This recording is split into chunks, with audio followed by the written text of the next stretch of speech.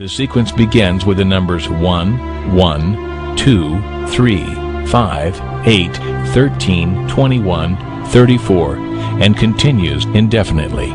Each number is obtained by adding the last two digits together.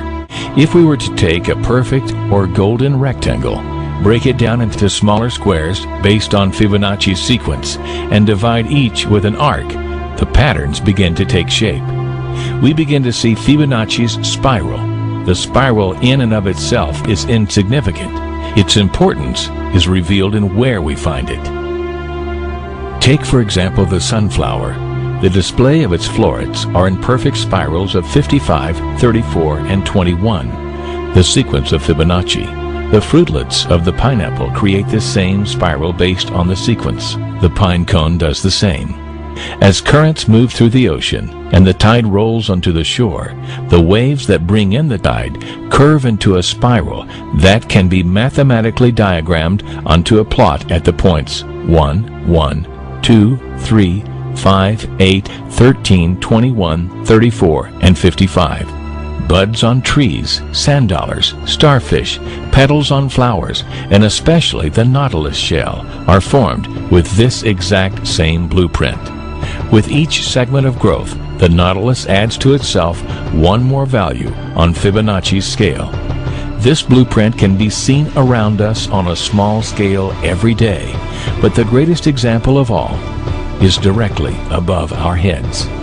At an average of 100,000 light years across, even the spiral of the galaxies above us are formed with the exact design that the tiny shell is formed. This sequence or blueprint appears to be the trademark of a designer, a proof of a creator.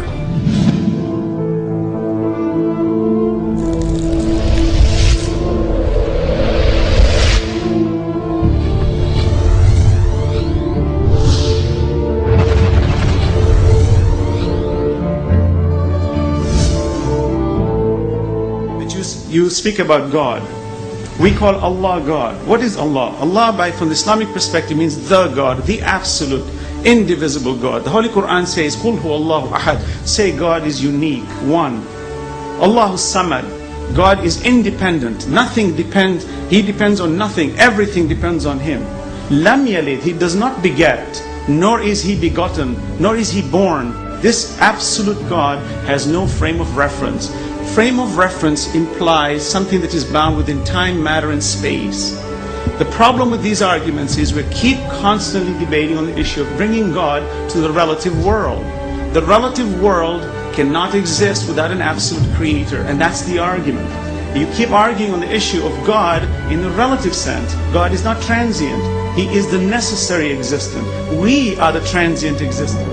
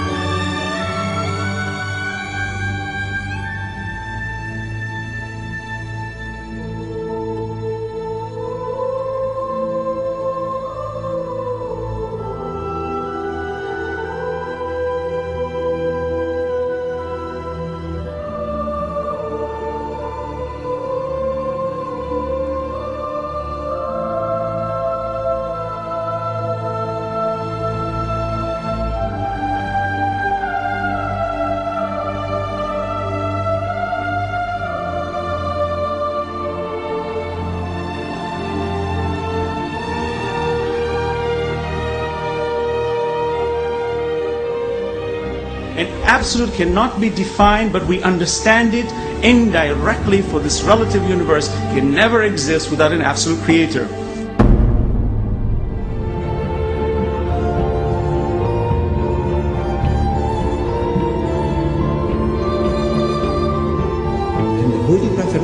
is made to say, Qul huwallahu ahad. Say, He is God, the one and only.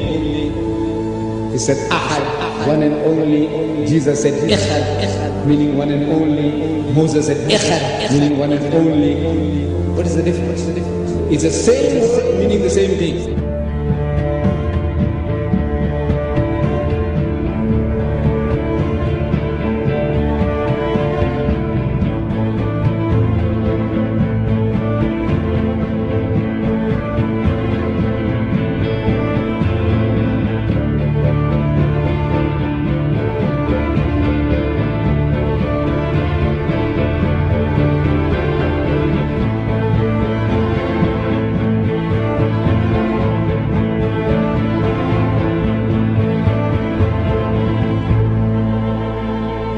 Muhammad could not have known these facts about human development in the 7th century because most of them were not discovered until the 20th century.